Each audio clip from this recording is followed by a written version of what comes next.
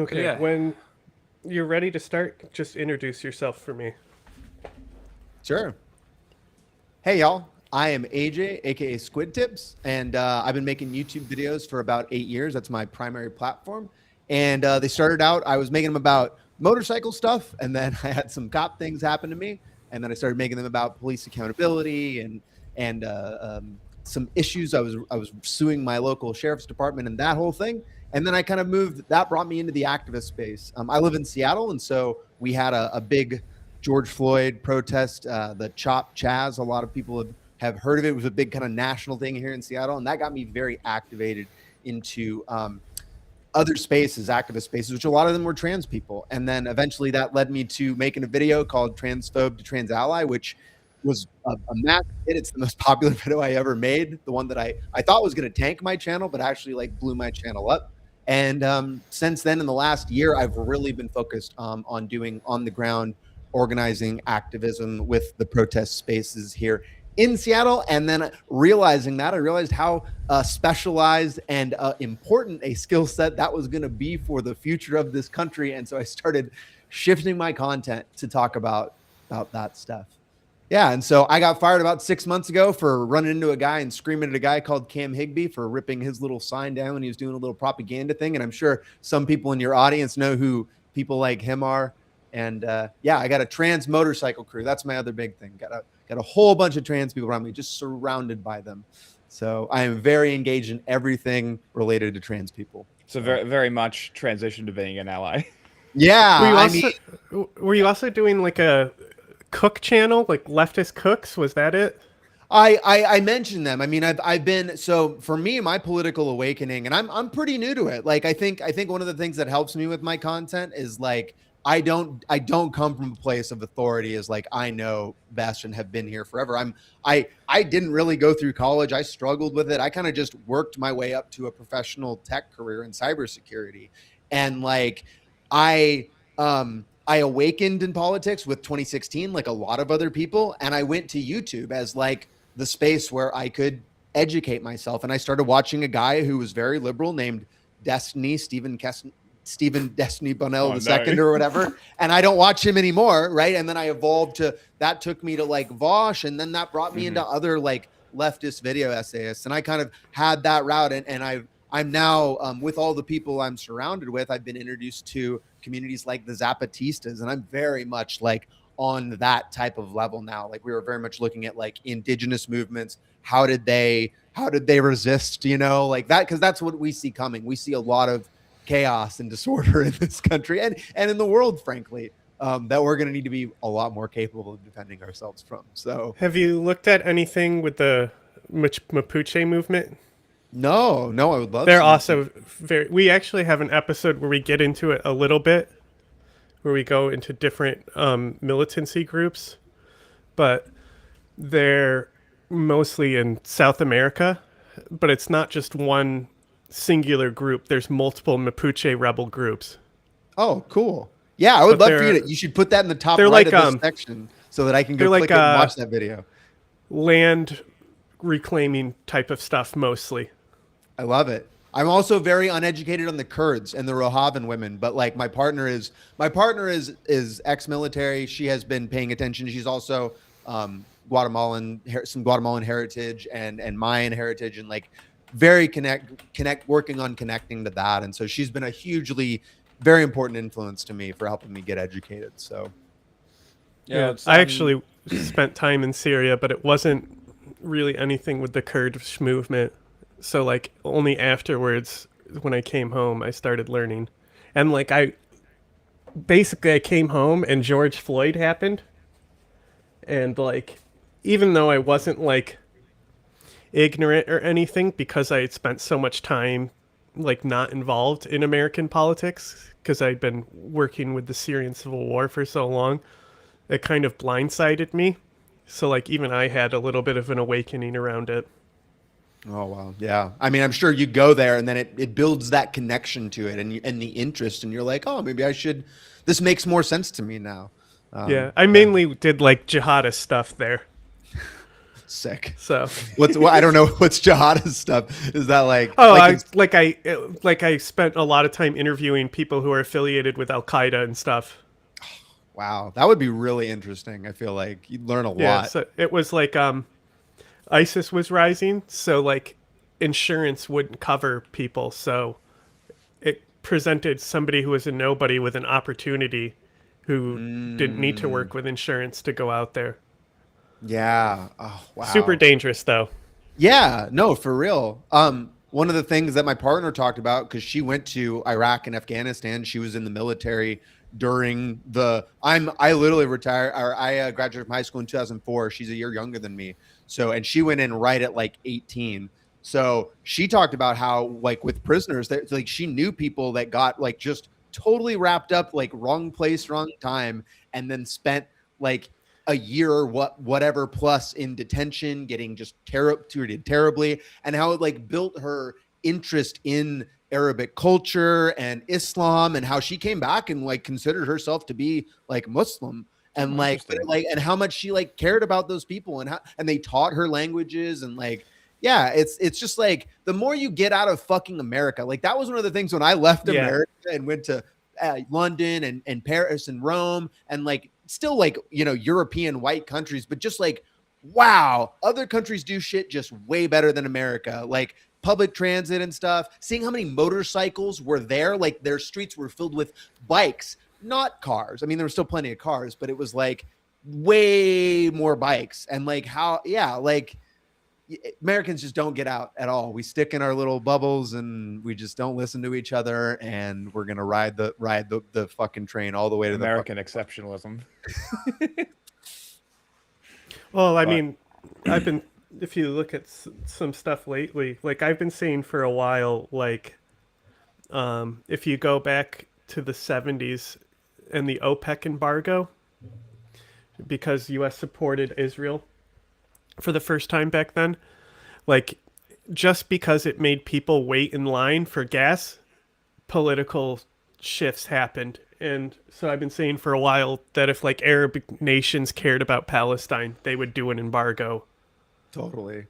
And yeah, and also look that at gas prices just now. They raise up, and now suddenly the rape and pedophilia stuff with Trump, that's fine. Higher gas prices, then you're against him. It's been really, I'm not going to lie, since I ran, and like I just put out a video talking about how I felt about it and just kind of like laying out like why war is bad for all of us, like why this one is especially fucking stupid, and how like we are now in this just like trap, and how this is like how I just see like the reason I bought, and well, we were talking prior, like I just bought an electric motorcycle, and I made the decision, the bike that I won through my lawsuit with our local police after they drew a gun on me and did all this dumb force shit. Like I was going to keep that bike forever. It has a name. The name I gave it, the license plate is 50 paid, as in the cops, the 50 paid for it.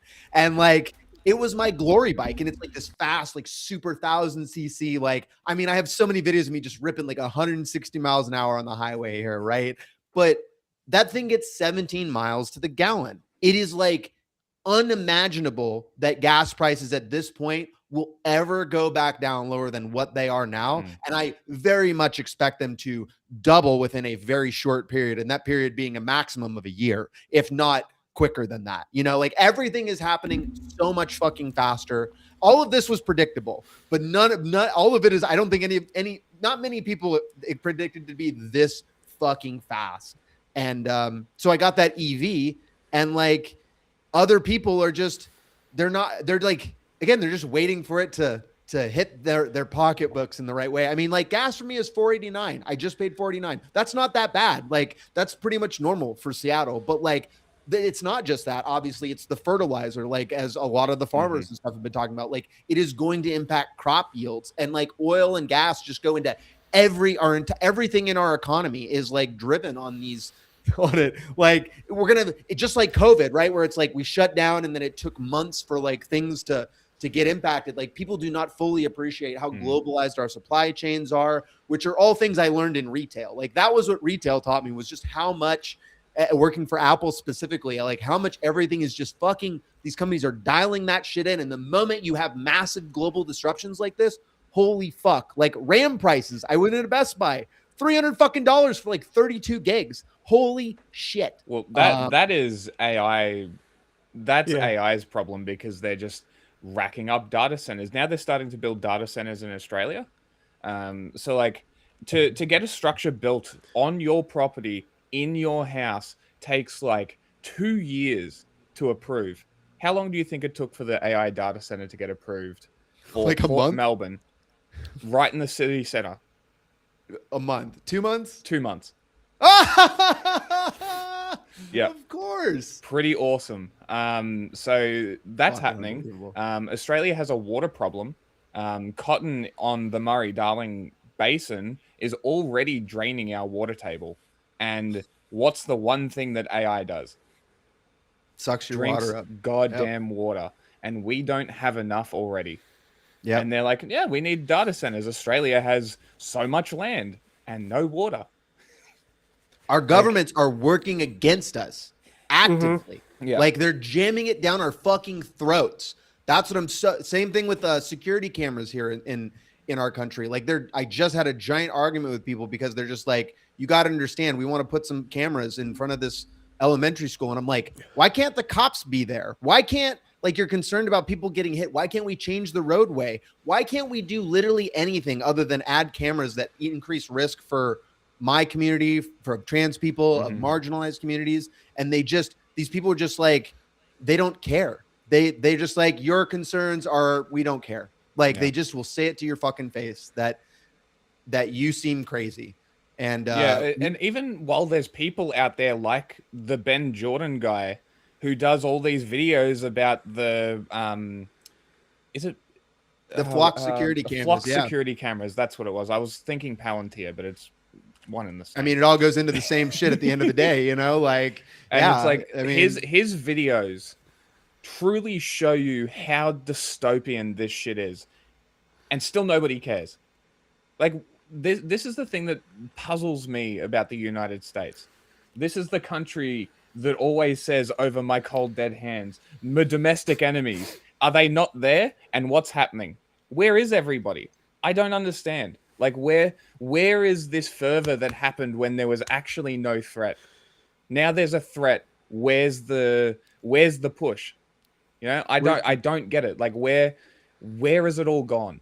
We're seeing that America is a far more pacified and disorganized country than anybody ever imagined. That's what I see. I see American atomization. I see people, like, I'm trying to get more people in like our rapid response groups. Like a year ago, I tried to get people into a rapid response group. When Trump like went in, I went door to door in my community. I knocked 20 doors plus, and I got 2 people to join me.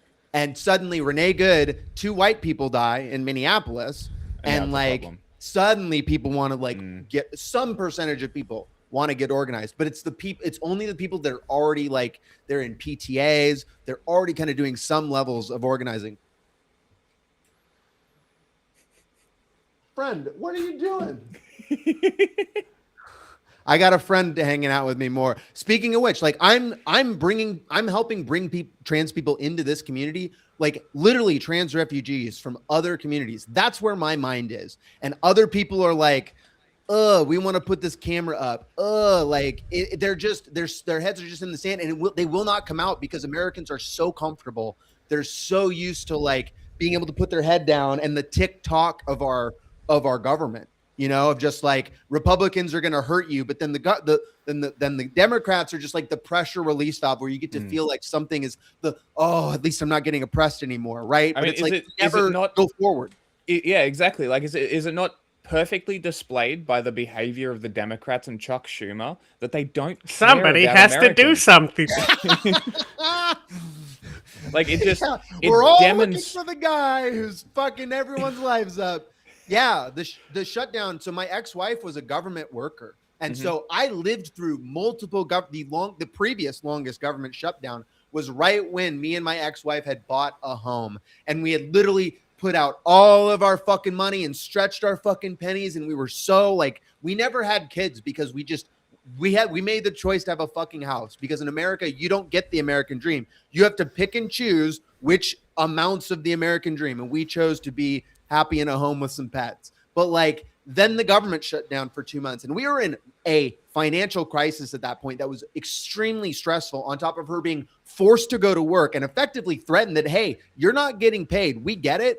But also, we don't give a shit. And we're going to, if you call in sick, we're going to remember this, and we might fucking fire you. And like, I'm like, fuck them. Like, air travel is not what it was in the 1970s. If you shut the airwaves down, you would get fucking changes. Things would happen. Like, but all the unions even are there. The corruption that we're seeing at the Democratic Party, it's seeped into the tendrils of every established organization. And that's what I'm trying to get people to understand, and why I'm so focused on building new shit, because the old shit is insufficient and it can never be reformed to truly be what is going to get us out of the crises, the economic crisis, the ecological crises that are fucking coming up. It will never meet the moment fast enough. We have to just start building with the people who are ready to build it, and the ones that are never gonna, like, they're just gonna have to come to it when they figure it out. Like, some people are very committed to the system, right? They believe in capitalism. All the democratic socialists and even DSA people, like, DSA is like so much farther to the right than what I am at this point, you know, like, and I don't see them coming that close soon enough. It's gonna require fucking pain, and that sucks. Yeah, but yeah, that's why my content is talking we've been to people trying to who organize know. for years now, and like, no progress has been made with us. Like, we've tried, and not only that, like, when we do make progress, like, when I first grew our Instagram, it grew so fast and it was new that they thought we were a bot, that they permanently flagged us, so now it can't get growth. YouTube, we qualified for like getting ads because it was a YouTube channel that I already had, and so I already had monetization, but I lost it because they changed policy. And then literally we were at the point where we could qualify for monetization, and we were covering the Houthis, and they said that we were promoting terrorism. Now we can't get monetized ever on that main channel. And like, they make you do a little course. I'm not sure if you've ever been flagged on YouTube, but they make you do training. Oh, wow. And, no, I've never gotten that. And in the training, it literally gives an example saying that it's okay to show terrorist material if you're explaining how they make it. And it's like, then why are we flagged? Because that's literally what we were doing. Going back and forth with YouTube support to get told to go fuck myself. So all these systems, and that's what I mean, right? And even looking at YouTube, like, that's the shitty part. Like, I leave ads on YouTube for now to get the money, but like, I tell people, I'm like, I would, if they took the money away, I would still make YouTube videos as long as I can get through to somebody, as long as it doesn't get fucking black holed. Like, that's why I left TikTok. TikTok got to a point where like, I literally couldn't post normal shit without other people reporting it. And a lot of these systems are just extremely easy to weaponize. And all of these right-wing groups, like, there are dark money groups that are funding people that are making content out of going to channels and fucking attacking them. Literally, they coordinate on Twitter right there in the open, and they don't care. Again, doxing and harassment are totally allowed openly on platforms. And yet we are to have conversations about that, to like this is all against the algorithm. So yeah, we have to even prepare for that world. I'm getting ready to put up a website because I am preparing for the day that like I have to just like communicate to people in my community, and like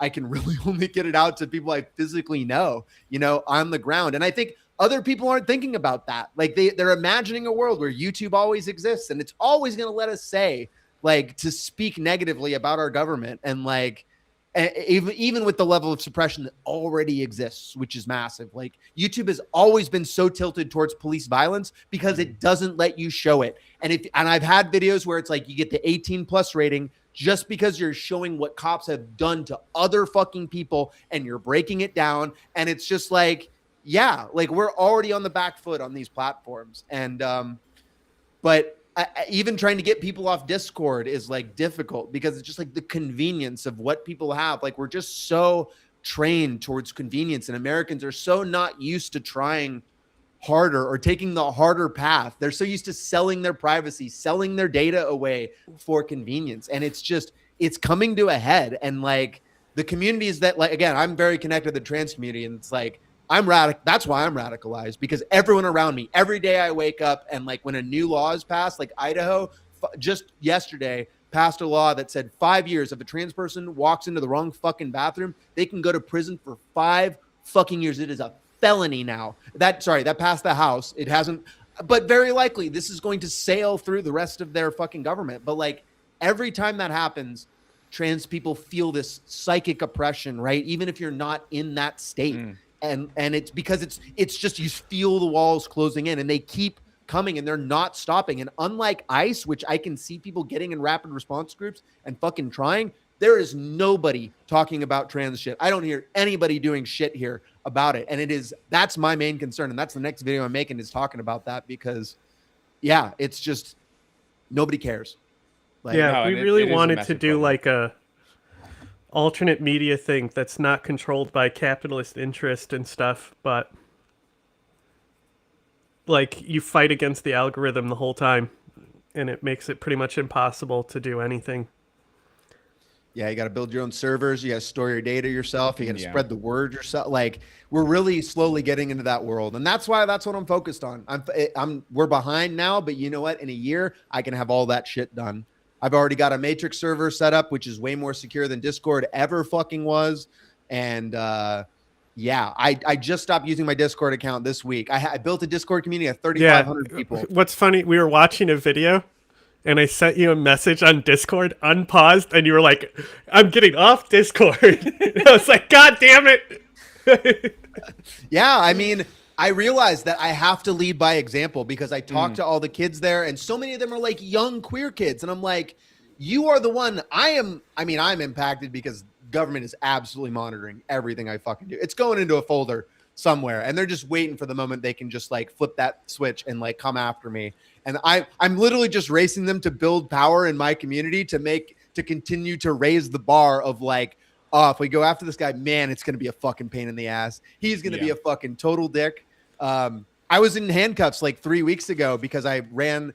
There was a cop car in front of me, an unmarked cop car, and he was driving like a fucking asshole. Like he blew through a fucking right turn only and was speeding. And I was like, okay, whatever, dude. And I just blew 5 stoplights in front of him and then stopped for a taco. And they fucking rolled up with 3 cars, put me in fucking cuffs. And I'm like, what the fuck are we doing here? And they're like, you're reckless driving, blah, blah, blah. And I just let them fucking have it. I was like, y'all are fucking wasting my fucking time. Do you not have anything better to do on a fucking Friday night? Which one of you supports ICE? Why are you not stopping? And they just like, I went off on them for 10 fucking minutes. And literally they called the lieutenant, and I told him that I saw him driving like shit too. And I'm like, also, you were fucking driving like a dangerous dickhead. Don't fucking talk to me about driving reckless. Do you have a camera on your? Oh yeah. I told him that. And the lieutenant comes over after 10 minutes. I'm like, oh great, this fucking guy. And he's like, you had anything to drink tonight, sir? And I'm like, no, fuck you. And you know what? I don't like the way this conversation is going. I'm going to shut my fucking mouth. Do whatever you're going to do. And then they walk over to my bike. They come back and they say, and the tall dickhead dude that pulled me over was like, you're right, sir. We do have too much to do tonight. You know, we got better things to do. So we're going to let you go. But, you know, look for a ticket in the mail, which I never got. But I have absolutely ordered that fucking body cam footage that both of them got. And I can't wait to post that shit. But they are slow rolling me on purpose. Anyway, but you can just FOIA body cam footage? Yep. Yeah, of course. That's awesome. Yeah. Well, and again, like, so this is me realizing that we are very much in an oppositional direction with like people like me who know what the cops are doing and speak out very directly. Like, we're playing a fucking game, and I am protected by the fact that I am continuing to like connect to activist people and like get more people involved that will absolutely create a fucking ruckus. But other people don't realize that. So many of the liberal-minded people around me, what they are worried most about is just like the basic trappings. Like I posted about we did a firearms training, and I posted the firearms training inside of a community chat, a larger community chat. I was like, hey, if anybody's interested, I would be happy you can reach out to us. And it made people uncomfortable to even talk about it in a larger, fully open Signal chat, because they're afraid that I'm going to get got and they're going to get got, because that is how people are thinking. They are white, wealthy, liberal people. That is what they are focused on now. They are not focused on anything that is actually going to challenge power. Didn't Trump pass legislation saying trans people couldn't get guns, or was that a specific No, they're state? talking about it, and Yeah, and they are actually, talking about it. yeah, I mean they are trying to do that, right? They looked at the Charlie Kirk thing and they're trying to connect that guy to trans people. They want to disarm trans people. And in fact, what's really scary for me is that I'm in King County, but the county south of me, Pierce, which is Tacoma, maybe 25 minutes from my house here up in the north side, that sheriff specifically said on Facebook that he wanted to disarm trans people, that trans people shouldn't have should potentially have their guns scrutinized. So like we literally have law enforcement in our community doing this, and he is part of a larger group that comes together of Washington State law enforcement, whatever's, and they had a meeting with Michael Flynn 2 months ago. Yeah, and where he's talking about all the same Michael Flynn shit of 5G warfare, and he is literally like trying to recruit them into the, like it's all breaking, like, and that's what I'm seeing that other people are not seeing, and they're just totally discounting, and like they act like the state is going to protect us, and like again, they're white wealthy people, so probably, but yeah, like that's where we're at, and so that's why me and my crew, like, we are just focused on doing our own thing. Every time we run into resistance with a group, we just say, okay, like that's your strategy. You do your thing. If it's opposed to us, we'll oppose you. But if not, like, cool, do your, we'll just try to stay out of each other's way. But there's not enough in communities outside of here. There's even less organizing happening. And that's why I keep making videos about it to try to help people see. And I get so many great comments about it. Like the comments I get now are better than they've ever been. Oh, is it live? Yeah. Is it streaming? That's fine. It's fine. Yeah. Whatever. Fuck it. We ended up live We'll streaming. do it live. Hey, that's fine. That's cool. If you Well, give we me a did the link, I'll serial post one it on live Blue anyway, Sky so- or whatever, and people can come see if you want. Because we'll edit it hang down on. and post it later as a more. I mean, really, all I would do is put the intro and outro on it and then Yeah. post it. Okay. I guess we don't have any chatters, so that's fine. Okay. Either way. Yeah, like I said, we're so small because we keep getting handicapped. Okay. Anyway, this kind of leads on to sort of. So I wanna kind of know how you like because you said 2016. So between the time that you left high school and 2016, how political were you, and how involved were you actually like in politics? What were you consuming? Like, sort of, what formed your worldview to the point that you were like transphobe to ally? Yeah, I was, so like I said, in 2016, I was kind of just beginning my process. I've never really thought about politics, like, just sincerely. I was one of the people that was like, it's a lot. I don't know. I don't want to do a bad, like, my thought process is like, I don't want to be someone voting really stupidly. So like, I've always voted, but like the last Democrat I voted for was Obama. I voted for Bernie in 2016 in Washington State because my vote didn't fucking matter one way or another. We didn't even get to vote for Bernie. Oh, really? Here. Oh, yeah. Yeah, it was over by the time it came. I hate primaries for this reason. It was over by the time it came to New York. And New York is one of the most important blue states. So why is it so far down in the primary? And looking back now to what they did for him in 2022 is just like knowing, looking back and seeing that connection is like even more angering and frustrating. But that kind of started my process. So then I'm doing like political hobbyism, right? I'm watching YouTube videos.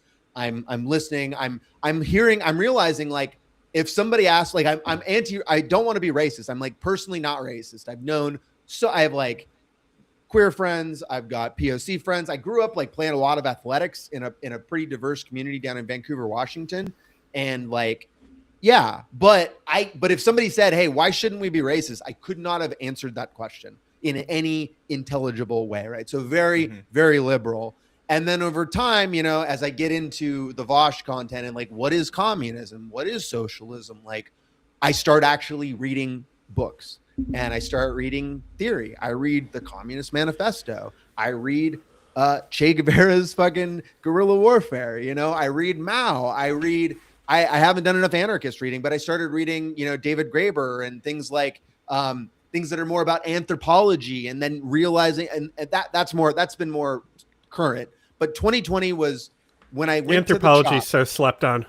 Yeah. Oh, yeah. And when it's not slept on, it's sometimes like interpreted wrong by racist and shit. Yep. It becomes ethnic ethnic, eugenics and shit. But yeah, like Master race shit. Yeah. The 2020, the CHOP, like seeing that protest was very activating for me because it was like, wow, I'm really pissed off at the cops. That's like a very universal, I can articulate a million reasons that in 2020, after, 2 years after my whole suing the cops shit, I can firmly articulate all the many reasons I hate police and why I think it needs to be burned to the ground. So I get to the CHOP and like, wow, there's all these people who feel exactly the same as me. And it's like trans people and POC and women. And it's like that realization, like, oh, I need to be like in these communities. I need to be more connected to these people. And that really, yeah, that was like a hugely, a big moment. And then when, after 2016, like I didn't know anything about trans people either. But as I talk about in my Transphobe to Trans Ally video, I opened up a Discord in 2019, like right before George Floyd and all that, like after all my cop shit happened. And it just happened to be a trans person joined and like kind of went through a transition in that. And that built so much empathy and they talked about getting bottom surgery and like realizing like trans people don't question this, like as much as the arguments are like, oh, the children will be confused or whatever, like that is just not the reality for the trans experience. Trans people often like super, super young are like, I feel different. I am not the same as my peers. And like building that reality, like, oh man, why don't we have systems that help people understand their gender bender? Why are we gatekeeping all this shit? And then realizing the pain that comes along with the gender dysphoria of your body not matching, like basically feeling like you need to look so fucking different to be treated as what you want to be in society. And I'm just going to use the trans femme because I'm very surrounded by trans femme people mostly, but I know lots of trans women, trans men too.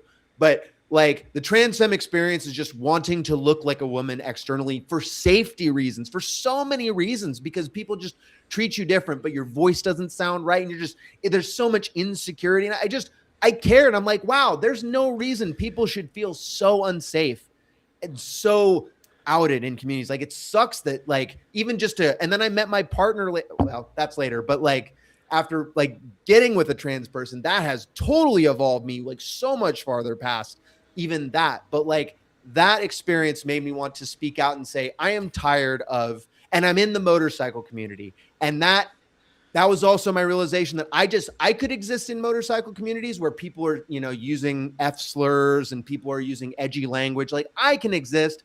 I've played sports. I've been in hypermasculine. Like it doesn't bother me.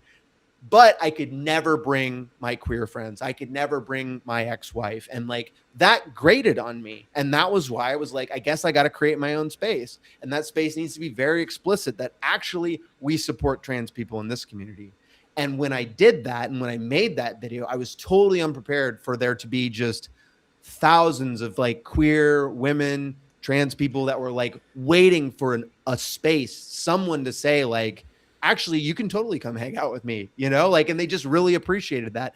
And that, like, those people have just totally enriched my life. And that's why I'm like surrounded by trans people now. And like, yeah, like they're smart, they're capable. Like it just builds up my anger that they're so fucked with, like, yeah, but it changed my life. I really call that video the one that totally changed my life. Because it's realistically, it's for no reason too. Like at the end of the day, and this is where sort of I came from, and I kind of credit my. Before we get into this, can we just take a break for a second? Since we accidentally went live anyway, can we just update titles, and then you can send him the link so he has a minute to do a post too, and then we'll come back to your awakening. I'll go to the. I think on YouTube you can tag him too. Yeah, I'll figure that out. There's this new. Do you know anything about the new hype thing that they want us to do on YouTube? Yeah, I have seen. What does that even do? I don't know much about it. I've only seen it under certain videos. Do you have a Blue Sky account for this? Do I have Blue Sky? I might have a personal one. No, we do have a 5th gen one. I set that up. It's the 5th gen IW should be what it is. Yeah, we try to have the same thing on all. Is there any place where it's not just 5th Gen IW? Oh, this is What's it streaming called? on the main channel, not the live channel. That's even Oh, well. better. No, it's better to stream this on the main channel, honestly. Just means What's I have that? to Sorry, what's the change account called? 5th Gen IW. Yeah. Fifth. So as it says here, there, but IW rather than information warfare there. 5th Gen IW.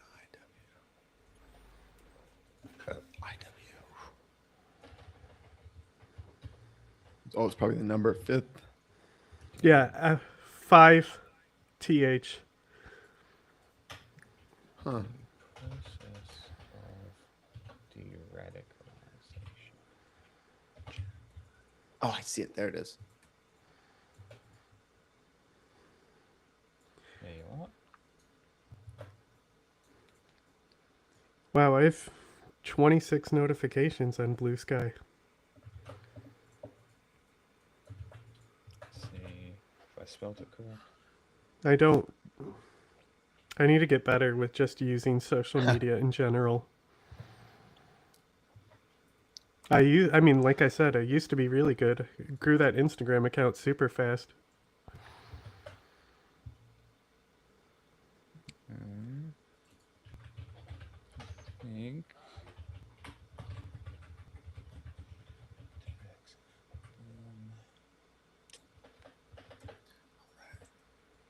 All right. Posting that on B Sky. There we go. You like B Sky? I do, because it's just not algorithmic. You know, anything where I can just hard code a timeline.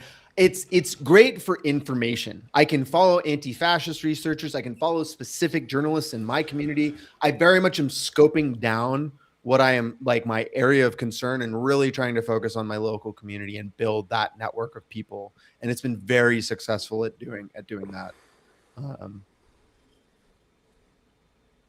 I did, there was a little visualization that where somebody had like taken all the Blue Sky accounts and then categorized them.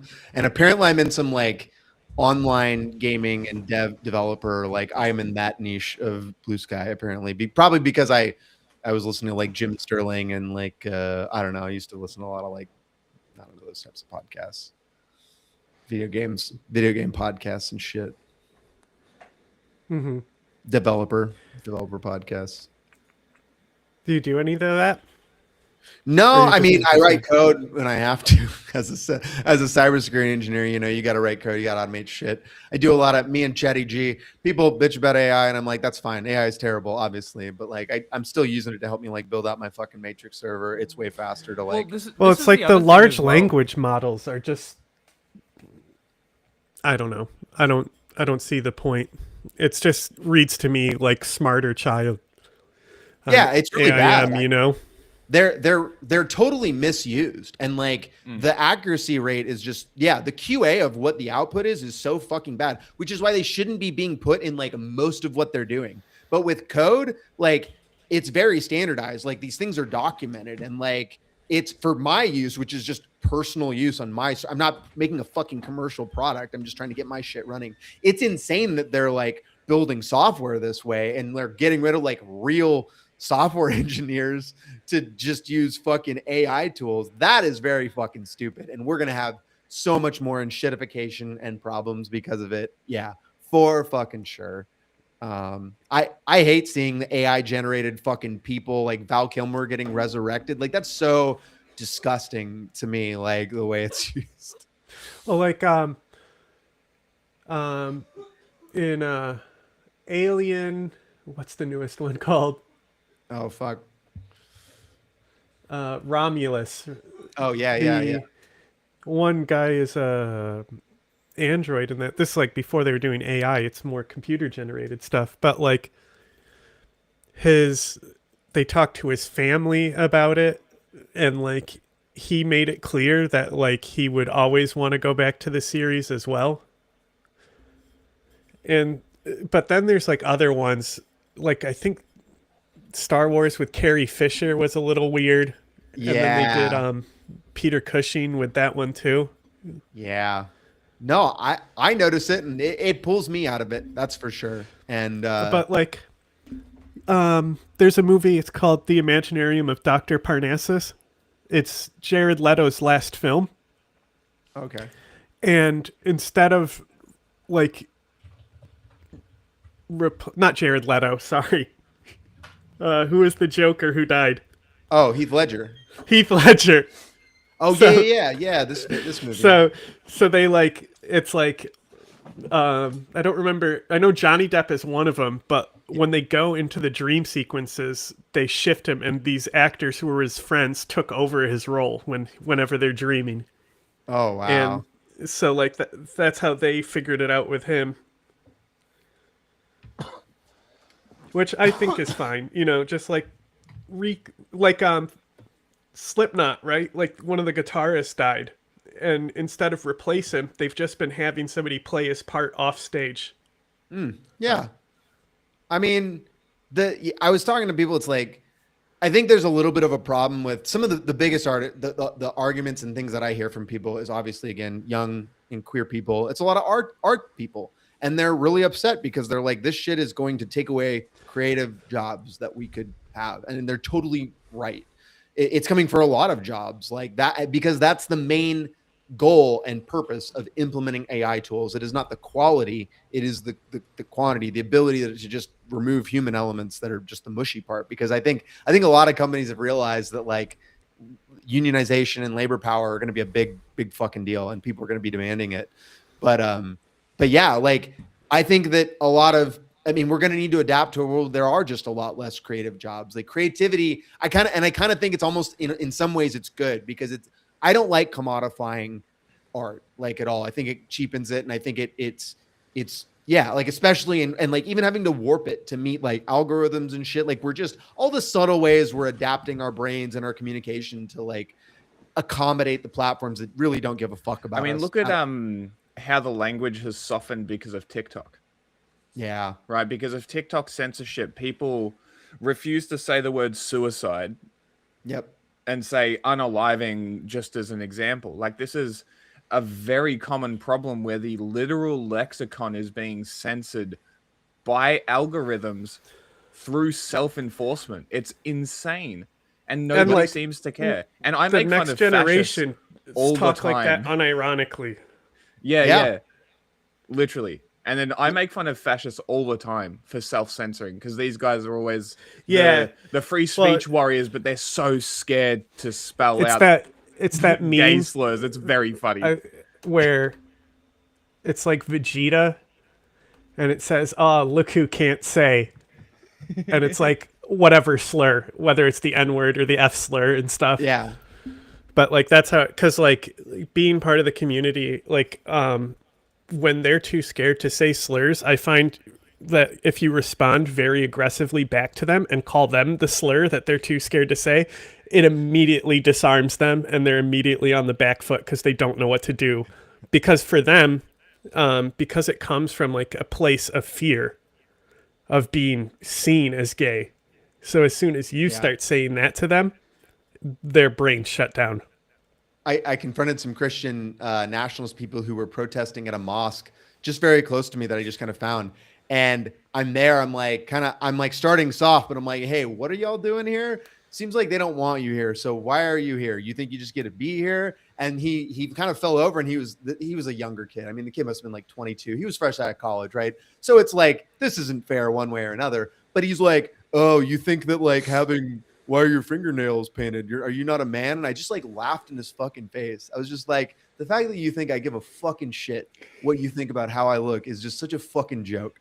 Like, and it's just like, but yeah, like these people are absolutely going through dialogue trees. And I think I've learned recently, like there are some indigenous peoples who like just have been proselytized to, who they've tried to bring on, and like they just don't understand like concepts like metaphysical concepts, because everything they think about in their whole language and like their way of life is based off of like physical things in front of them, literally, like without talking about a physical thing or like this guy saw this literal thing, they don't really have a concept for it, and they are totally immune to the how these people and how much that how many people have been converted because of that basic level, like critical thinking, being forced to walk through how their religion and things actually operate.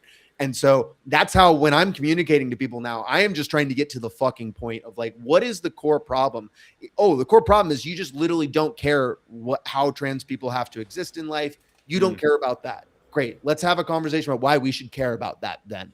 Like, I'll always ask, like Americans and like our whole environment and media environment is around just talking about these surface level issues that never ever are actually talking about the real problems of racism and patriarchy and eugenics and like all these horrific things.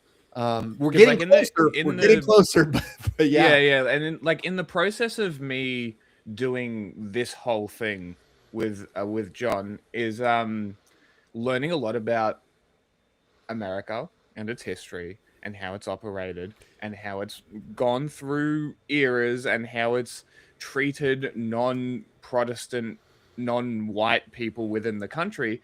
And you start to very quickly realize that all of these things are very connected, and it's just a reskinned version of the last iteration of it. Like going all the way back to slavery, not to like be stereotypical or anything, but like going all the way back to slavery, like the slave catchers turn into, I can't remember exactly what the job was, but the police. They became police. I mean, it was essentially the police, where they would essentially enforce segregation between the communities. And it's like these people were literally hunting down people who ran away from slavery, and now they're enforcing the state's rules for a paycheck, nonetheless. You go to like, I talk about with New York, right? So like in New York City, you'll constantly see Irish and Italian cops that say they're like 5th generation cops, right? Oh, and so like, hate it. The reason why that happened was because the Irish and the Italians were settled between the black ghetto and the white affluence. And so they've always been a buffer to keep minorities away from these affluent people.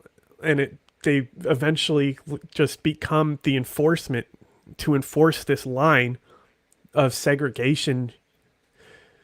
And yeah, it's sold on safety, but it's actually about property. It's always been about property, and that's at its core, right? I mean, people don't realize that the South was effectively a giant prison colony. That's really what it was. That was the economy between the North and the South when that happened. It wasn't anything close to the same thing. Like the North was a industrializing like area, you know. But again, you can go up closer, right? The civil rights era. You're totally right. Everything is reheated. Like after the Civil War, after we abolished slavery, Reconstruction was just totally stopped. Just like with the Nazis, like we just rehabilitated slave owners. All of those people with power just kind of like let go, and it just goes underground more, right? And then it slowly rebuilds power, and it comes back, and then like the communities that are impacted have to build power too, and then we finally got rid of the Jim Crow laws, and like, but like I think the fact that one of the things that Destiny said, like when he was making his arguments, that blew me away, that I didn't think of, it was like, hey man, like there are people alive today that had to drink at a different fucking water fountain. What do you mean slavery is gone? What do you mean racism doesn't fucking exist? How do you not have, you have to be able to systemically look back and realize our past and everything is all connected. But like American institutions, I went through the American public education system. I can tell you there was absolutely like, I didn't read history or anything. It was all just boring, like memorized facts, right? That's all they cared about. It was never about learning values. It was about jingoism. Like I hate hearing the fucking Pledge of Allegiance. Like I hated doing it every day in written school. by a communist. Really? I didn't know that.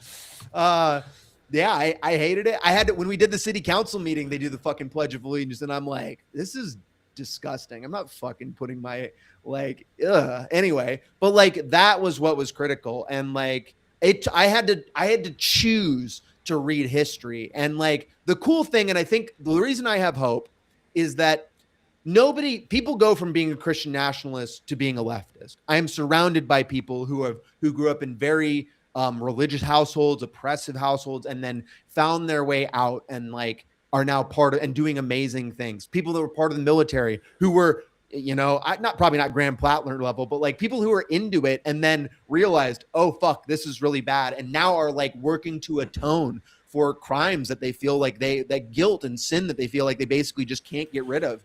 But like the other way doesn't happen. Nobody goes from being a leftist, an anarchist, a communist, a socialist to being a religious Christian nationalist, because once you have the knowledge, I mean, maybe I'm sure there can't be zero, right? But like you just want, like, it is the knowledge and information. It is the expansion of your mind that like makes you immune to those things. And so it's really just about continually getting people to like want to be curious, but like all of these cult systems are designed to prevent you from being curious or to abandon your curiosity and subvert your own judgment to an authority. And like the older I get, just the more clear that is, and how I just want people to critically think for themselves. Don't accept what anybody says without like, you know, like thinking it through yourself all the way to the lower level principle. That's what I talked about in a recent video. Like my number one thing is like people are still looking to the law, and they're like, I'm still surrounded by people who are like, oh, you're not running a license plate on your motorcycle? That's really scary. And I'm like, why? They're jamming surveillance equipment down our fucking throat. Anything I can do to reclaim my own personal privacy, like, fuck it. Someone pulls me over and I get a ticket. Who cares? I'll pay that fucking ticket. I will have saved myself lots of tracking. But like people are not ready to think outside of these frameworks yet because they're not going off of principles. They're going off of kind of this middle level of like how to think through things. And again, I blame our education system. Like, yeah. Even college doesn't. You start to kind of get into that with college, but I mean, yeah. I've been discovering through kind of learning about the US that Australia is pretty goddamn bad, and nobody talks about it. I'm seeing a lot of rhetoric saying that the last 50 years are a failed experiment. Do you know what that's a callback to? No. When Australia was kidnapping Aboriginal children. Oh my God. Like Canada almost, like trying to convert them and shit? Yeah. Well, we also had the boarding schools. But they would literally go into indigenous communities and just snatch children. Jesus.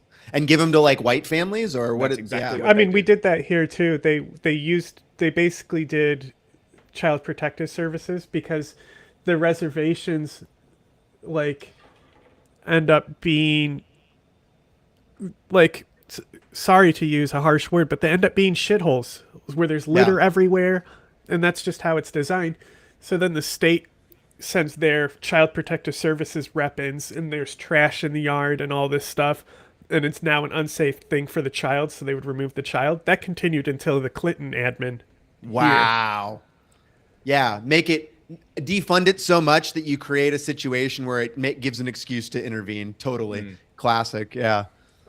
In Australia, it was a little different because they basically just implemented British standards and said that these people who had been living successfully for 50,000 years on this continent were now unfit to be parents, and they needed to civilize them, is the words that they would use. This existed from day one. It was so the first policy that Australia ever introduced was a Immigration Exclusion Act only allowing white people into the country. That ended in 1975. Oh boy.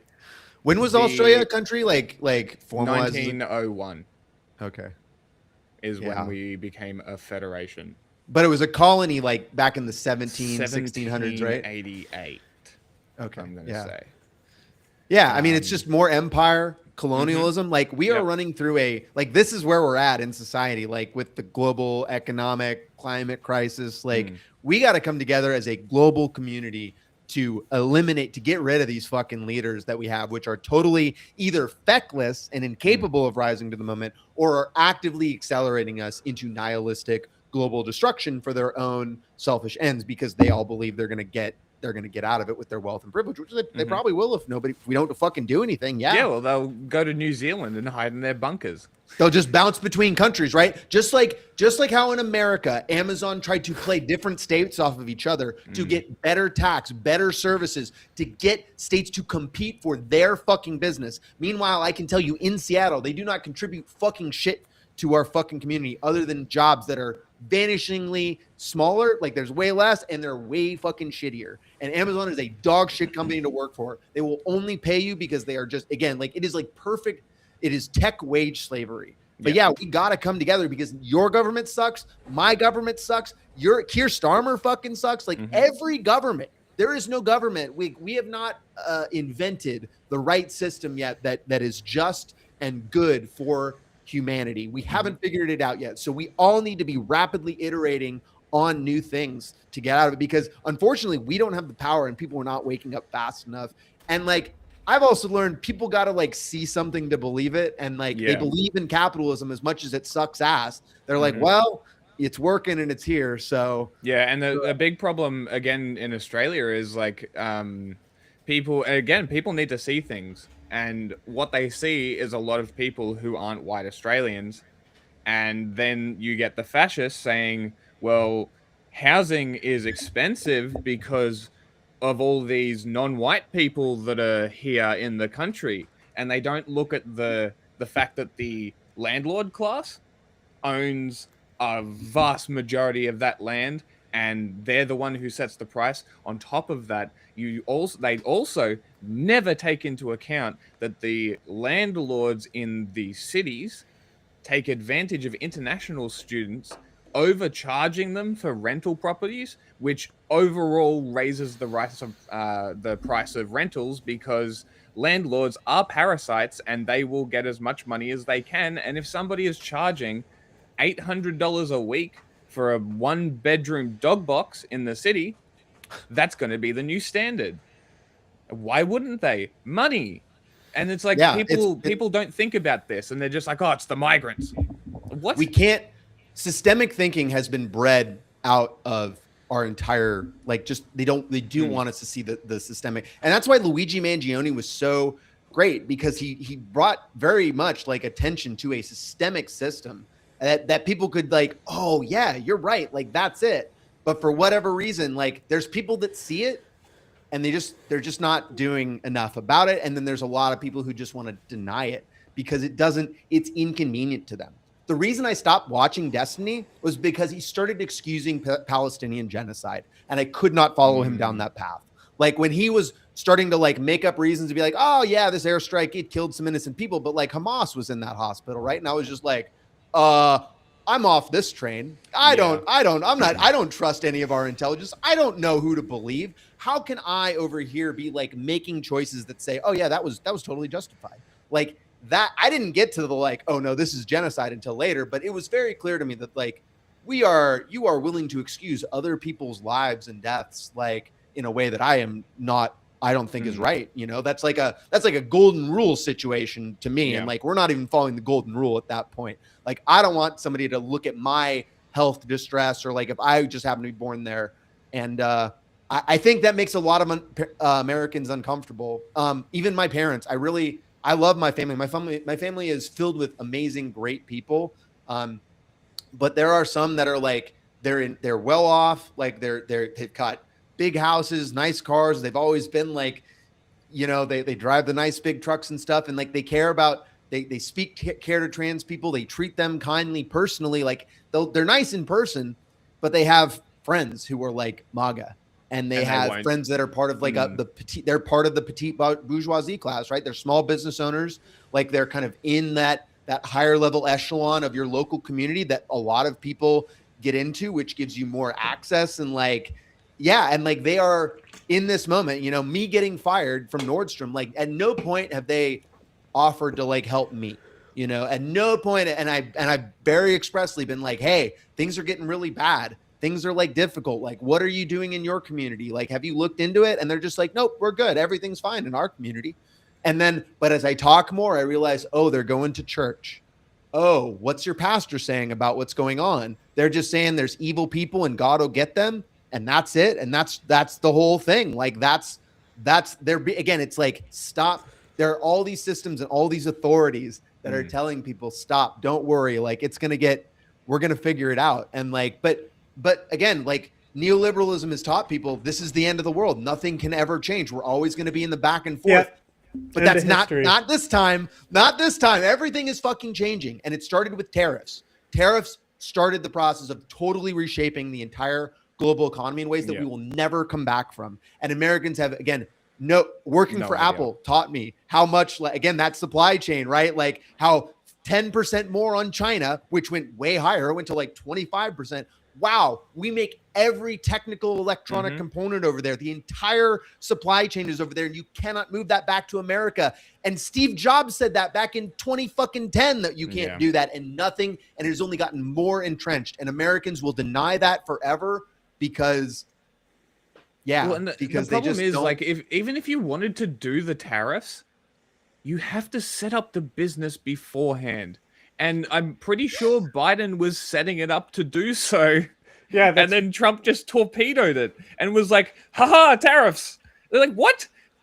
You're supposed to set shit up before you do protectionism. What are you talking about? There's no manufacturing there. It's like the MAGA equivalent in Australia is currently doing this protectionist shit because of the Iranian thing. And I'm like, we have no manufacturing. We have 2 refineries. How the fuck are we going to produce fuel when we have 2 goddamn refineries? Like, what is wrong with you? Use your brain. And I think it's because, like, the problem is that I think fascists have realized that they need that international support. So I'm seeing a lot of the fascists here repeat US and European rhetoric because they've joined forces to try and spread this shit. And it's like, I saw a video from Ireland the other day of some fascists trying to do like anti-migrant stuff to people. And it was just a bunch of old Irish people like going, fuck you, I'm an internationalist. Go fuck yourself. Bring more of them here. And it's like, I'm pretty sure that's the answer. We need internationalism more than we need nationalism. And it's like, the time of nationalism is dead. That's why this is fascist, because it's trying to bring back something that is gone. It's not coming back. Like the world you grew up in is dead. Like, come back to reality. We talk about this on stream all the time, where it's like it's a chain of disinformation that they've just been fed this shit. And John did this with me to like unravel. I was just about to say, let's get into 2 stories of de-radicalization, because I want to have Jack talk about how he used to be pretty right-wing and the things that he went through, and see if you have similar experiences with him. Yeah, because it's like it's because I want to say it was Steven Crowder. Thinking about it now, I want to say that was the first thing I sort of got introduced to as like a 19-year-old, which is pretty much like their target demographic, right? Yeah. How old do you know, roughly? 30-ish. Okay. So a decade ago. Yeah. So like me, right around 2015, 2016, like that ballpark. At the same time, yeah. Yeah. 14. And I was kind of on the Gamergate thing because I would say I was a libertarian for a while. And when I say libertarian, I'm not saying like libertarian in today's sense where they're just fascists that claim that they're just pedophiles. Yeah, exactly. Like that kind of thing. They're arguing for age of consent and whatever like that. It was literally leave me the fuck alone and I'll leave you the fuck alone kind of attitude.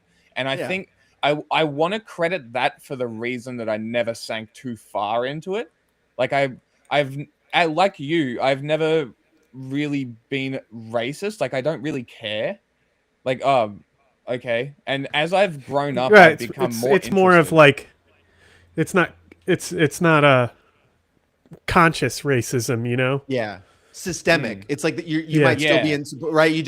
It's invisible to you, race blind, maybe. Like That's a good way to describe it. Is I just didn't know. I didn't care. I didn't know. It didn't impact me. So I never, like we've been talking about, and. As I watched that, I guess with Crowder, the algorithm recommended me other stuff, and I ended up getting into some like the Gamergate stuff and a lot of those like feminist owned compilation shit and like people mostly along that line where it was like a lot of anti-feminist stuff. So thinking about it now, I kind of maybe that's why I was maybe easier to convince that who gives a shit, Yeah. because I've been exposed to the rhetoric. I've been exposed to the content. I was watching the videos as they presented them, hearing the arguments, but agreeing more with what they were saying against it. But they're still exposing you to the content. So thinking about it now, that's probably a pretty good avenue. I also did a gender studies class in 2017, I want to say. And that was very interesting because I was the only guy in the class. I bet. And But it's a good place to get a date, maybe if you're good, if you're paying attention, I don't know. I think about it now, I'm kind of glad that I never really had any relationships during this time. Thank God. Yeah, yeah. Like that's thinking about it now is probably a good thing. But like around Charlottesville, a few people were just like, that's cool. Fuck yeah. And I was like, Wow. I don't think so. So I kind of was like, nah, get the fuck away from me. So I was moving away from it at that point, but I still kind of like made the argument for Donald Trump and the whole like both sides shit, sort of Against completely the elite, buying into right? the rhetoric. Break down the hegemony, right? Like, let's get out of this back and forth, right? I think that's I wasn't alarmed by Trump. Like, I was entertained by him in 2015. And then it became clear he was going to be the nominee. That's when I got scared, because I was like, oh, fuck. Actually, we're dumber and more manipulable as a society than I thought, and a lot of people, right? Like, I think that it's easy for us. I think about like misogyny is like a very easy thing, I think, for men to get on board with, like subtle misogyny, right? Like, women be shopping, right? Like that's my bitch wife, Women drivers. Yeah, exactly, right? There's asking so many a chick with a motorbike, whose bike is that? That kind of shit. Yeah, especially and like misogyny is just very, I think, very easy in male communities. And like, I think when you open the door to even one type of like bias like that, it just makes other shit so much easier. Sure. And when you haven't thought all the way through it, it's just easy to adopt that. I still listen occasionally to a podcast called The Dick Show, which I've been following since like 2015, and it's a comedian. Maddox was a part of even before I listened to like the Biggest Problem one, and like they had like political debates, and like that was also part of my process, because Dick Masterson, the head of that, is like, he was a libertarian and like, or described that as it, but like you said, like he became just more fascist. Like, he started talking about fuck the police. Why are we giving the government all of our money and shit? And like, I connected with all that. Why are we spending it on war? Right? Isolationism, all that. But over time, like, he's also a Hispanic guy. And one of the things I've realized is there's a lot of internalized like hate for like your own culture and all of that is driving a lot of ICE. Like, a lot of the ICE dudes are brown. They're not white people. There's plenty of white people, but like, not there's a lot of not white people. I mean, and look at how this was reinforced when the shooting in Allen, Texas happened. The guy was Hispanic with like Nazi insignia all over him, and people like Tim Pool and the redheaded libertarian. This is years ago. This is a couple years ago, yeah. But it was a guy. He was at a it was like a strip mall, outlet mall. You talking about Christopher Dorner? Was it that guy? No. This was I want to say maybe 2023. It was Allen, Texas, and but the guy literally had a swastika tattooed on him. Oh wow! But because he was Mexican, even Elon Musk went and said something like, "Can't be a white supremacist because he's brown." And and it's like there was literally a disinformation campaign from the right wing that this couldn't possibly be a Nazi. And we dug through his social media and literally used maps to track his movements inside Allen, Texas. and tracking everything. And everything was verifiable. Everything was findable. And these people, Tim Pool, the redheaded libertarian, people like this, were Yeah, going Tim around. Pool's literally like right there One of the people that in they his watched. background. Mm-hmm. And And Tim Pool will so deny it to this day. had a literal personal interest in this disinformation, sent out an agent on behalf of him as well to spread disinformation to hundreds of thousands of people. It's fucking crazy. And nobody talks about this. I swear Yeah. we're the only ones who still bring this up.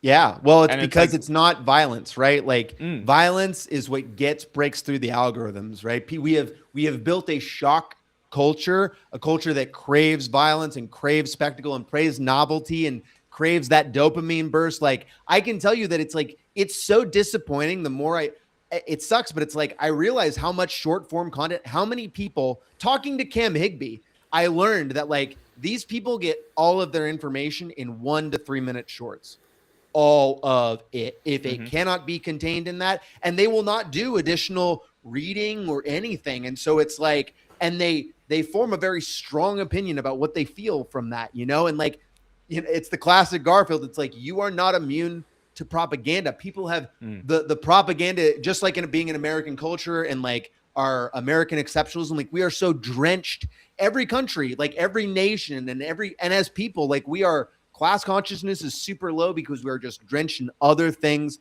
that justify like shitty things as that's normal. Well, that's just how it is. That's just the way life is. That's the best we can do. And it's just the Christchurch shooting, right? That guy said fucking Ben Shapiro. He's like, watch Ben Shapiro after right before he went fucking mowed all those people down. And it's like the same thing. Like then backing that up, it's like, no, they're gonna go back and say trans people are the problem because one guy wrote fucking Bella Ciao or whatever on fucking or and now Smith's, every mass shooter is trans. and they'll back solve, right? Like, and that's what I try to explain to all the people in my rapid responses. They're like freaking out about getting caught by the police. I'm like, what you need to understand is like they're gonna attack you based on how effective you are at gumming up their works. Like the people down it actually physically putting their bodies in front of ICE, they do not want that. They want you to let them steal these people as easily as possible because they want to deport people as fast as possible. That's who they're going to go after. If you're sitting in your fucking house having conversations about the Trump administration being bad, you are not a threat to them in any way. You are calculated into that. And like people don't get any of that. They're just the fear works on them. We're trained to just watch the TV. But I'm glad to know what brought you out of it. That's kind of like I think is always the most interesting thing. So mostly John. Meeting somebody. But I would say so post Charlottesville, I moved away from kind of the American content that was kind of condoning Charlottesville, and I moved towards like British. So like Sargon of Akkad, Count Dankula, that kind of shit is more what my content was filtered around. And then Temple came into it. That was a while until maybe 2021, I want to say. Completely buying into that shit. Then COVID happened. I joined a group that was... I tried to do a journalistic thing while I was in school. All of those people are essentially the fascists that I was talking about in Australia earlier. They've all basically become that, which is great because it's great seeing people who were claiming to be libertarians now being Christian nationalists. What a turn. But basically, John came into that group as well. At the time, I was investigating libertarian movements. So I got in a bunch of different groups with libertarians and tried to de-radicalize people inside those groups. And it worked, at least for somebody. At least one. Yeah. And my friend who is now living in the US with her husband, I believe now, she was also on that kind of like actual libertarian streak. So she's literally get the fuck away from me kind of person. And I'm fine with those people. Yeah. Yeah, you're conspiratorial about the government and you want to leave people alone and you're actually serious about it. I'm cool with that. I don't give a shit about anything else. The people like Tim Pool, they adapt. Like that's the thing about that's the thing, and that they just are constantly, and like that was unclear to me. And it took time, right? You have to like watch those people and you have to watch them change. That's how the Dick Show got. That's how my comedy podcast got, right? Is like starts here, but then as policies go down, it's like they don't, they just are like cool with it. It doesn't impact Comedy them, or like podcasts are like what gave us Trump again at this point. Yeah. A lot of them don't want to admit it too. No, and like I mean, it's very cathartic watching Joe Rogan say, "Oh, this isn't good," right? But also, like, he's still saying "fuck." He's still dropping COVID misinformation. He's still dropping like really. He's the first place I heard of Libs of TikTok from. Oh yeah, exactly. Oh, and he's so anti-trans. He's such a fucking transphobic piece of shit.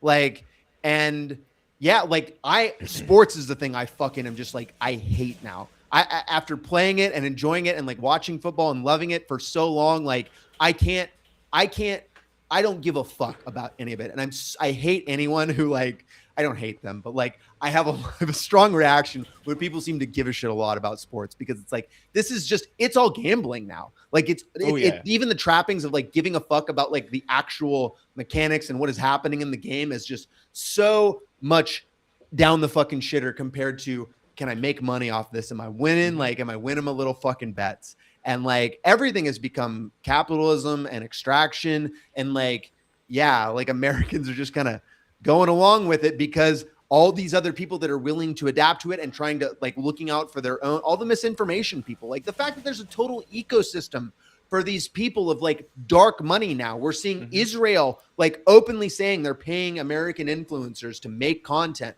We are finding like Kat Abigazela in Illinois, like there were Democratic people were like getting paid to fucking talk shit about her, like people do not understand how much propaganda and how much all of these systems and the social media networks are absolutely trying to drive them into a very specific hole. And it's again, another reason why I'm trying to like very much get people to see the online world as its own unique thing that is like not reality. That is internet reality, and then there's the real world, and we should have serious conversations more in the real world, because in the real world we're going to disagree about less. We're not going to disagree about what the weather is, right? We got to live in that shared reality, and it's so much easier to have conversations about, like Cam Higme's not going to get in my fucking Shoreline group where we're bitching about flock cameras. They don't care about that. Like they care about violence in the streets. That's what they want to show people. They want to show Trantifa, right? Like they've actively tried to target me, at FBI me, like to get them to come after me because I am willing to say, like to be a very staunch person, to walk in front of a guy and fucking tell him he's a fucking Nazi to his face and not give a shit if he gets me fired. That is terrifying to these people, but there's not enough people in America who are ready to put their jobs on the line, because it does. You will get fucking fired. Because there's so many tech workers available there. And again, they don't care about the quality. They want compliance more than anything else. And like, that's going to keep going. And people are just not looking far enough down the road. We're on the train. We can't get off. And like, that's the part I see right now, is getting people to see the big picture of how we're on this very reckless road and we can't get off of it. And now is the time to like really dig the fuck in. Yeah. Because I think it was probably a year before we both got kicked out of this group as well. Which group? The one that I was in Australia. Oh, yeah. So we recorded a thing on Osama bin Laden because I was trying to do a podcast at the same time. So we did that, and I think that's when we started talking. And slowly he would just point out a few things that was like, what they're saying is bullshit. And then being the person that I am, I say things. Like if somebody says some dumb shit, I'm gonna say something. So it's like I started contesting what they were saying, and they did not like that. And then because I was the like, because I'm the one that went to school for journalism. I'm the one that wrote because I was also writing news at the time, just sort of local news stories, no bullshit kind of news. And basically, they didn't comprehend journalistic standards, and they didn't like a few things when I'm like, you need evidence to make this claim. So they kind of kicked me out because they didn't like that I was doing my job as an editor. Yeah, that you which didn't kind just of really blew the take their lid off word for it. everything. Because Yeah. at the end of the day, if you're questioning me, asking you for more evidence for a claim, what's that tell you? Yeah. Are you too busy? Is that why? Is this conversation? That's kind of in my Discord, people would have a lot of arguments in this way where it was like, it was a lot of like, I'm saying this. Okay, well, I'm countering this claim with that. And they'd go back and forth. But at no point were there links like sent out, right? At no point are people like, hey, where's the core question? Did your thing happen or did my thing happen? People were just talking past each other. And like, that is why the internet is so bad for communication. Like written communication is already like difficult to convey tone and text, and like you're losing so much.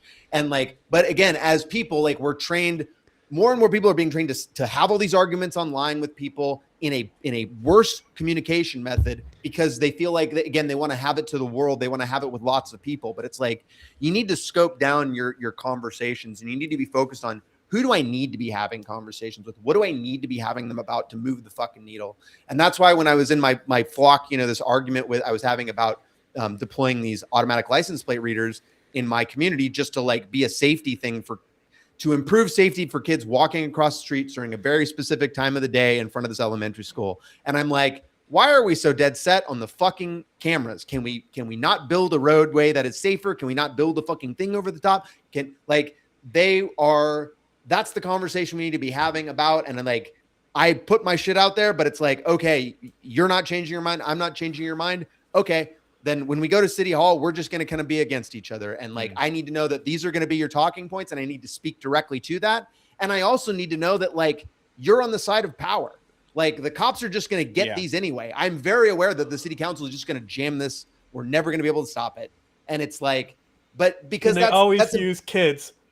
And they will always, and it always goes back to the fear mongering, and it always goes back to security theater.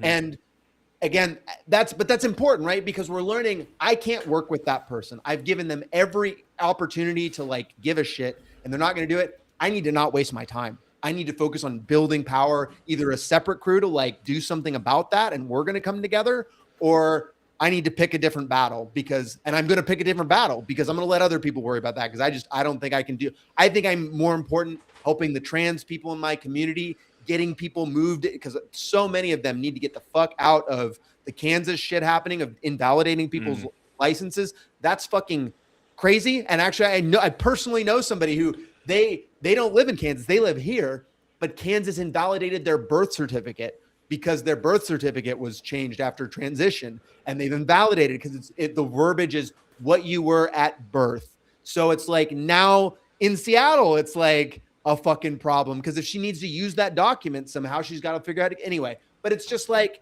that's what I'm focused on. I can help those people. And I guess we're just gonna have to wait for material conditions to going down for some of these people to get on board. And also, you know what? I've seen a lot of fun people just take those little hacksaws to those fucking different, and just, I think it seems to only take like a minute or two, or like a rock, it's actually really easy to sabotage these things. And I read a book. Have y'all read the book, How to Blow Up a Pipeline? No. I know of it. I highly recommend it. Very motivating book. It was the one that gave me the idea. It talked about a protest in India for people that were these giant gas guzzling vehicles. There's like an eco protest, and people would take a little pebble and they would just take the cap off, and they'd put it on the stem, and they put that cap down, and over time it would create a slow leak that would just flatten people's tires. And they would put a little thing in their wiper that said, hey, this is what happened. Like, we would really appreciate if you gave more of a shit about the the wider world to like get rid of your gas guzzling car and help the community. And like, but it was very much talking about direct action and how simple and easy sabotage is in our world. Like with so many of us, like the security and systems are just nowhere close to being able to actually protect things from people who are having just even a nominal amount of thought through this. But we don't. We're a sedated people. And that's why the propaganda and the fascist fear, it fucking works. So that's we got to break down. We got to demonstrate. And you know what? What's cool is they're losing power faster than possible. Faster than, again, we could imagine, especially with this war. It's just really accelerated. It's just people need to do something more than complain about it on the internet. You know, like they got to show up to city hall meetings. They got to show up to PTA meetings. They got to run for Congress. But you know what? We're seeing a lot more progressive people. And Kat Abigazela didn't make it through, but they can't stop all of us. They can't stop everywhere. Everyone has to be doing it at every moment of the day, you know, unionizing their workplace, thinking about things more collectively, building food boxes outside, building, I recommended building just a free pantry in front of your house. Like that doesn't cost a lot. And just stocking that if you have the money to help other people, like those are simple ways that will help people survive. And like, but they don't think of it. You know, even that is like too much effort sometimes, it feels like. Because there's I don't know if this is a thing in America, but around here, there's a new thing popping up where people will be making these little houses for books and having street libraries. And I've kind of want to make one and fill it with radical theory. Yeah, for sure. That's a great idea. I reckon that would be cool. Yeah. But people like, put ice packets in some of ours, like ice, like whistles and like know your rights packets. I started to see those in the free that's really libraries cool. here. Yeah. But it's like community communication too, right? That the government doesn't even know about. Yeah, that is what we need to be doing. My only concern is that people would vandalize it. Yeah, I mean, it might. But like, it would be a shame as well, because I would try and find like good theory, not just like typical sort of online leftist theory that gets recommended to everyone. I would like talk to people and be like, hey, what's some good stuff that I can like maybe print off and bind and put in here or whatever. Get more people to do it with you. Yeah. Like, and try and get a community effort across the state to do it. That would be cool. But I find that there aren't enough anarchists in Melbourne. There are a lot of socialists. A lot of them are very state bootlicking type of socialist, which is very frustrating. Especially when they're cheering on cops when they beat fascists, but cry when they do it to them. Like, hey, why don't we just oppose the police? That would be a great idea. And then going back to like the kids thing, you heard about the social media ban for kids here, yeah? I didn't hear details, but I believe it. Australia has had weird digital laws already, like for many years. Yeah. Yeah. So they were like, oh, we need to save the children. Somebody think of the children. To pass a under 16 social media ban. So basically all kids under 16 can't have social media profiles. Say what you want about that. I found out that this law was pushed through with the help of the gambling lobby backing the people pushing this through. It's all about the sports betting shit. Because there was a sports betting ban coming through the pipeline, and guess what got shelved? The sports betting part of it? Uh-huh. Because once kids are off the internet, you don't need to worry about gambling ads. Wow. Everyone's an adult. Wow. Yeah. So if that doesn't tell you how powerful the gambling lobby is in Australia, if you're an American, don't let it become like this. Stop it before it starts. This is bad. This is really bad. Like, look up statistics on gambling issues in Australia. It's a problem. It's a really, really big problem. As more and more, I mean, I see that as like, I honestly see that as like another like sickness of despair. Like people are losing hope in any type of like future and retirement, like, and being able to collect. They're just like, I have to, if I'm going to do it, I have to fucking risk big, pray to God, Hope it put it on black, like that is more and more what people are doing. And they put themselves, it's the normal poverty cycle. It's just like how normal ass fucking lottery tickets that have always existed in America. It Poverty is draws. always disproportionately spent on by people with like fucking no money, basically, because they're just looking for any way out. They're buying hope is what they're buying. Yeah, literally. And they're like profiting off it. Yeah, and That's meanwhile, the they're taking part. away the internet because they know it's such a dangerous way to spread information. And we have a section section 230 or whatever here in America. Like they're trying to repeal it, aren't they? What's that? They're trying to repeal it, aren't they? Yeah, they're trying to repeal Section 230, which is what lets I believe it's what lets platforms not be held liable for speech and things that go onto them. But like the moment you make platforms liable, they're just gonna shut everything fucking down, create all these extra gates, right? And like they're gonna make, again, it's just like Discord. They're trying to build digital ID, face scanning into everything. That is absolutely fucking coming everywhere, and people don't realize it. And again, once it's all going to be training the facial recognition systems. I just watched Luis Rosman. You know who Luis Rosman is?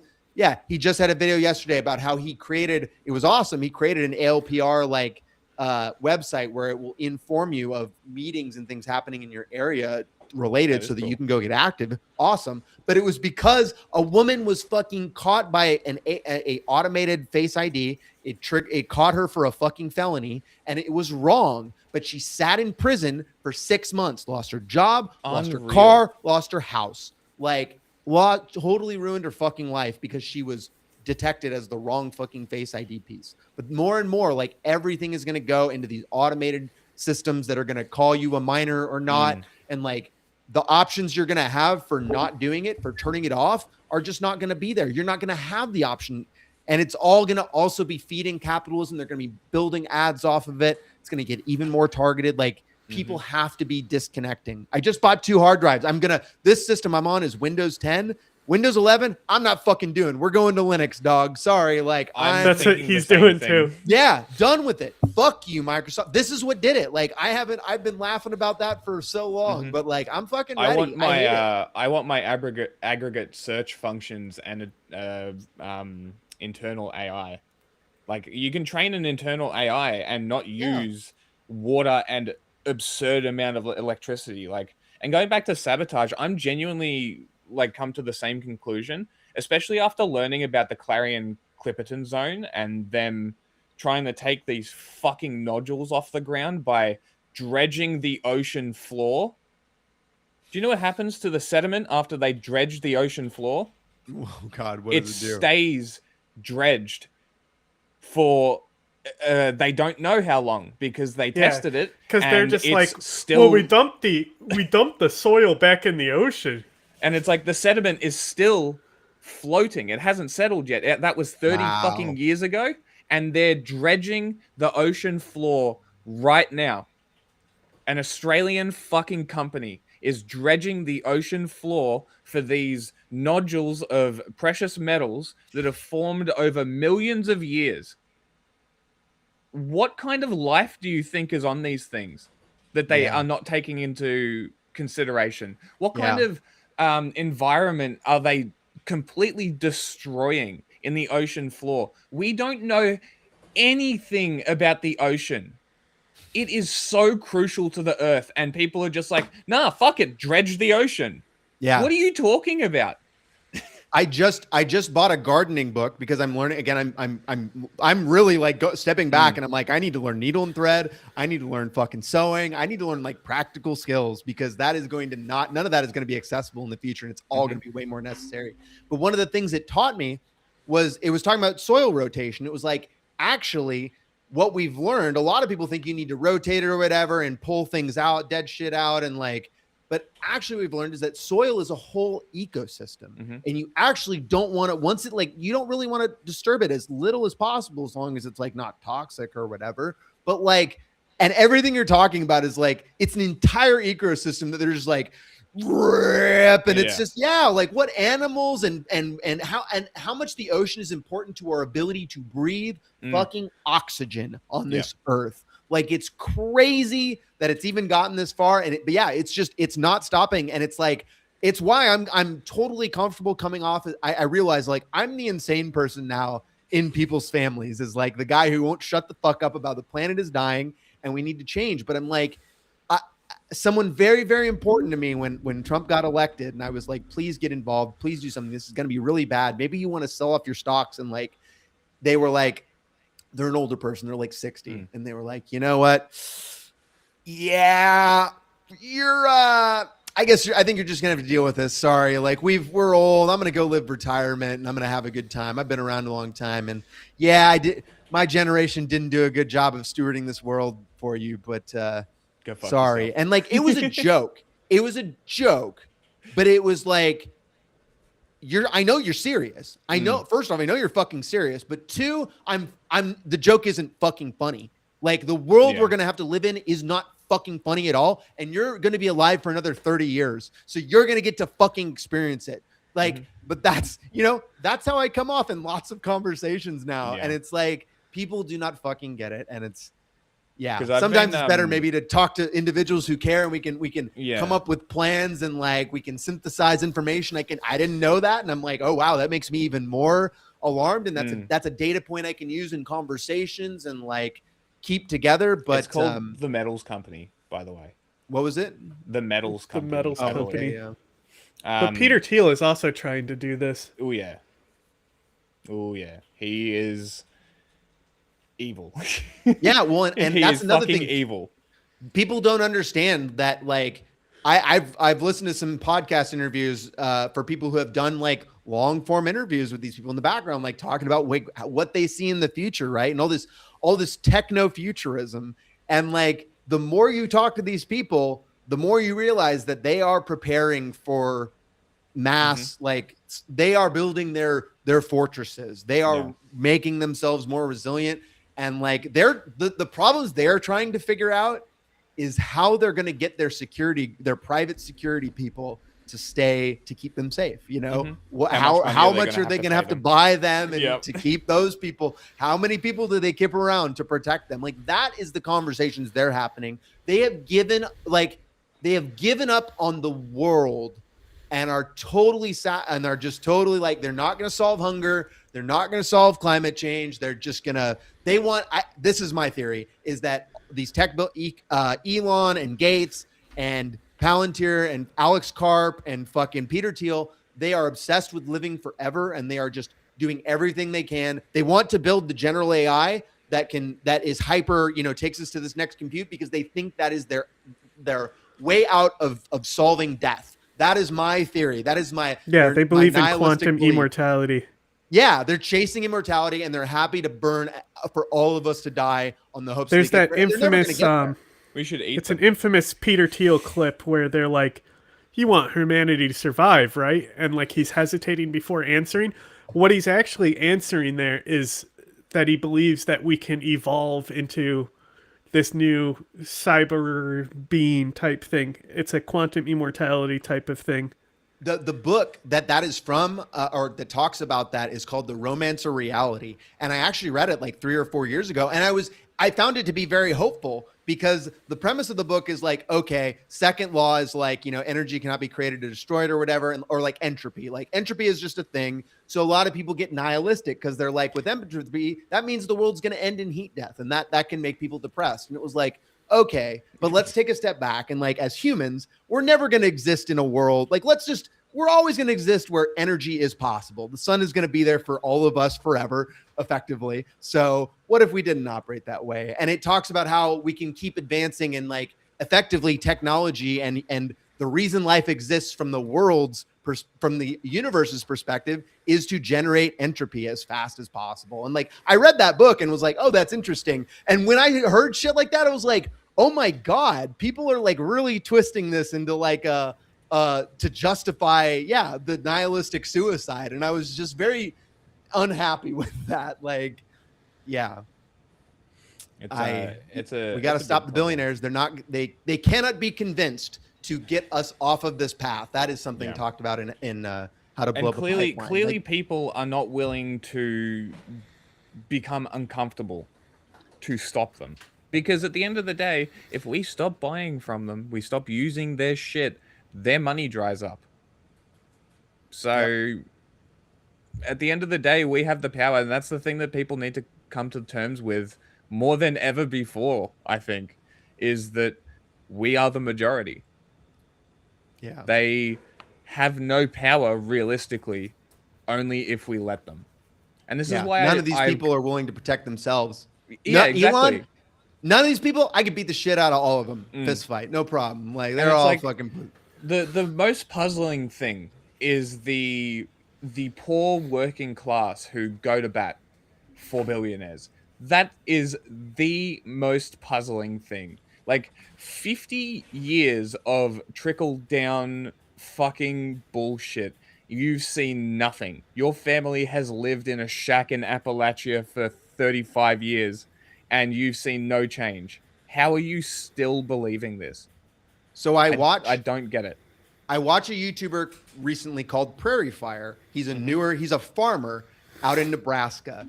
And I call him my woke farmer that I watch. And he did a video explaining like why these people voted for Trump. And it truly is that like in these communities, in these rural communities, there is zero alternative perspective other than the right-wing line. That is all these people. Democrats do not visit these communities at all. They do not engage in these communities. They do not speak to their issues in any way, shape, or form. They do not interact with people who live out in these rural communities. My ex-wife, her father was a dry wheat farmer in addition to being an airline pilot for Alaska Airlines. So he would work all year and then he would take 3 months off at the end of the year to get in a giant combine and like get everybody together and harvest. And like, I understand like that world. It's a very like being a farmer is a difficult job. It is your whole life. And it can be very lucrative. But again, there's all these government systems that are fucking it up. And like all the incentives are really bad. And like, and now it's all really fucked with tariffs. But like that's the reason. The reason is there is no alternative. Like it has been so propagandized. And like it literally takes tariffs hitting farmers, realizing they can't sell soybeans to China because China's our main soybean importer, and they literally everything is just gonna die on the vine, and they're not gonna sell it. It takes ICE going to communities in northern Washington and fucking abducting people off of cherry orchards and apple orchards, and then finding out that nobody comes back the next day, and all that fruit fucking. I didn't have Rainier cherries. I love Rainier cherries. We like did not have them at all in their stores this summer. And people had again, invisible, right? Because they fill it with another thing in the grocery store. But like, it was because of that. It takes that before these people realize, oh shit, these policies are coming for me. And there is actually wider knock-on effects because they never hear anything otherwise. Yeah. And that's the realization that people need to come to. But I'm genuinely surprised that sabotage hasn't become more common. Like, it's even like with AI, I watched a video by Kyle Hill who talked about a program that you can install on your computer called Nepenthes, which is essentially a self-referential tar pit that essentially traps an AI in your system and destroys its data. Essentially shuts it down. I'm like, how is this not a widely deployed thing among everybody? Like, this should be something that everybody has on their computer. A lot of times these large language models.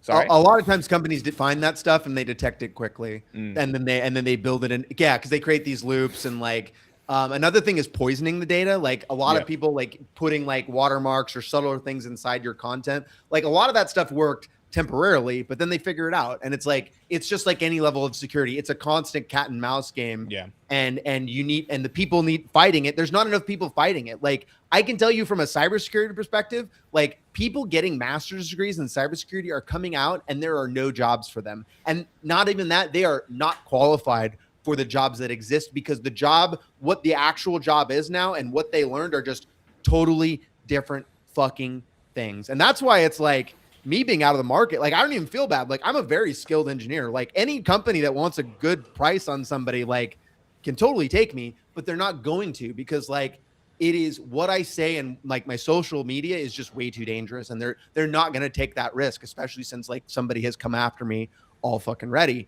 But yeah, like more people are going to get involved. I'm hopeful more people are going to get involved because again, the scope of people impacted is just going to keep increasing every single day. The war in Iran is the most horrific thing I've ever seen, and it is also what fills me with hope that people will not We will no longer be dragging out I feel like the first decade of my life, like the most I was fighting people just like, please see that there is a problem. Please see that things are very bad, you know, for all of us. And like, we're not on a good path.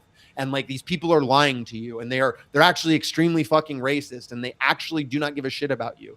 The mask is gone. And like, more and more, it is easy. It's not hard to get people on board that bad things are happening here. And even that my local cops aren't good. The problem is just that there are enough of the people that are actually totally in support of it. And those people are in positions of power. Those people have almost all of our positions of power. Even the people in my city council who passed a resolution saying that we support marginalized communities. We're here every day. And it's like, that's the entire thing they did. They slapped themselves in the back because they said, we support trans people officially in a fucking thing. And it's just like nothing changed. Nothing. You know, ICE is that, still going to take us out. Yeah, exactly. All right. I think we can call it there. Do you want to promote anything? Yeah, I would love, if you like what I'm talking about, if you want to get more engaged, if you want to get more involved in your community, if you're somebody who's new to this, but you're like looking for ideas, or you want to become an activist, if you like, feel free to follow me. I'm doing my best. I am trying to, I don't have a job. My job is effectively full-time YouTuber, full-time activist. And I do lots of events. I'm going to be engaged in the No Kings March here. Like, I'm kind of I do all the things. I do the big liberal things because I want to like be visible, and I want to help my community. I'm building a bigger network. It helps me network, but I also do small stuff. Like I'm very much engaged in trying to like follow what ICE is doing. And right now, we're in my community, we have the World Cup coming here. We believe that ICE is going to be trying to get people who are coming into our community because all they care about is deportations. So we are trying to prepare for that. We're trying to get more people engaged in that. And that's the type of stuff I talk about. If you want to talk about how to do something to stop this, follow me on YouTube. I also have an Instagram where I post mostly pictures, and I got a Blue Sky where I talk. That's more regularly. If you want to chat about stuff publicly, things that are safe to talk about for the whole world, follow me on Blue Sky. It's Squid Tips pretty much everywhere. Instagram is Squid Tips to Graham, I think. But yeah, Linktree. You'll find me on Linktree. Beautiful. All right. It's great talking to y'all. It's been fun. Yes. Yeah, it was good. Thank you. Well,